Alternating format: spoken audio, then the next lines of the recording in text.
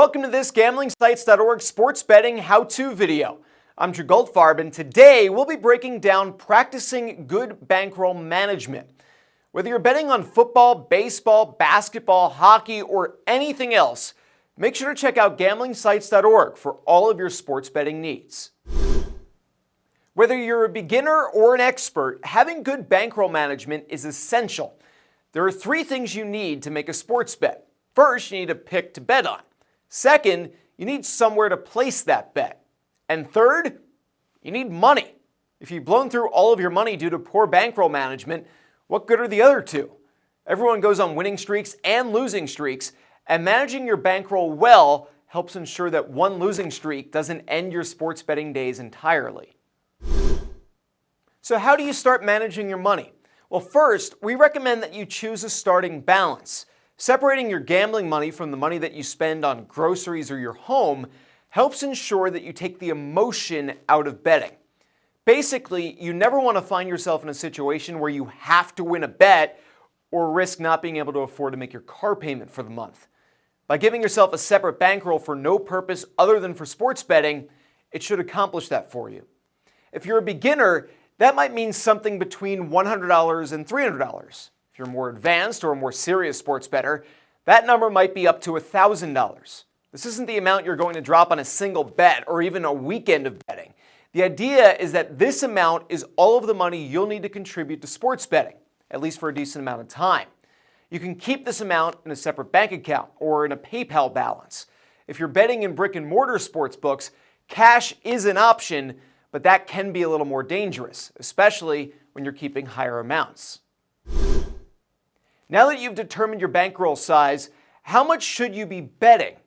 You want to make sure that you aren't betting so much that you might wipe out your bankroll with a bad weekend. But there is some wiggle room depending on your approach. If you're betting conservatively, we'd recommend betting about 1 to 2% of your bankroll. If you're going aggressive, then 4 to 5% of your bankroll. And if you want to be somewhere in the middle, an average bettor, we'd recommend betting 3% of your bankroll.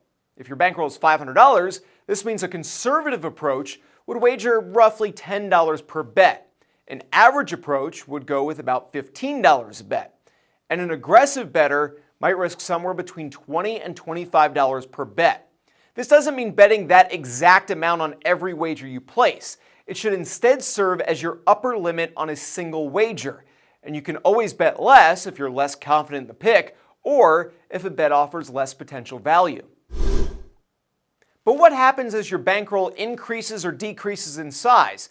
Should you always just bust out a calculator to make sure you're at exactly the right percentage? Well, no, not exactly anyway. There are two things you want to do here. First, you can do what's referred to as a reset. When you reset, you'll reconfigure what your betting cap is based on your bankroll situation. Let's say you start with a $500 bankroll and bet aggressively, $25 per bet, or 5%. If you have $600 in your bankroll on your reset day, now your 5% bet would actually be $30, so you would have a new betting cap of $30. You want to set a time frame for yourself where you can reset consistently, maybe every 2 weeks or at the start of every month. You'll also want to set an upper limit for your bankroll, an amount that if you reach it, you'll withdraw the money from your bankroll to get back down to your original number. If you have a $500 bankroll, your upper limit might be $750. So if you have a really successful weekend and close out at $850, you would withdraw $350 to use as normal everyday money and getting back to your original $500 bankroll. You can also decide to grow your bankroll by deciding to commit at least a portion of your winnings to growing your bankroll. Continuing with our example of an aggressive bettor with a $500 bankroll, you might set a goal of growing your bankroll to $1,000. To accomplish this, you could decide to keep all of your winnings dedicated to this task, or you could withdraw some of your winnings when you reset. For instance, you could decide to split your winnings 50-50, keeping half of the new money in your bankroll and withdrawing the other half. If you go from $500 to $800, you would withdraw $150, leaving your bankroll at $650 and giving you a 5% bet size of $32.50. You would then continue with your plan until your bankroll got to the size you wanted it to be. You can also, of course, decide to grow your bankroll manually, committing a portion of each of your paychecks to your bankroll and growing it in the same fashion.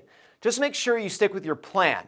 Don't try and withdraw extra funds after a bad week and try to only add funds in line with your resets. Successfully managing your bankroll is the biggest key to longevity within sports betting. Protect your bankroll so that you're always in the game. It's hard to make any money as a sports bettor when you don't have any money to bet with. That'll do it for our guide to practicing good bankroll management.